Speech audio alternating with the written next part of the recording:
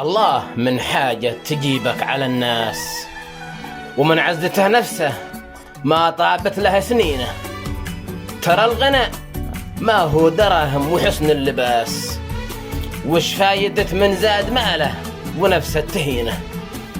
وفي ناس عاشت لجل أموال والماس، وفي ناس عاشت لجل دنيا ودينه. ترى البشر أشكال وانواع واجناس، الله يجنبنا الطمع والحسد والضغينه.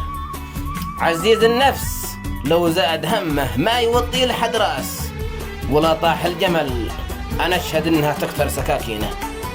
سلامتكم.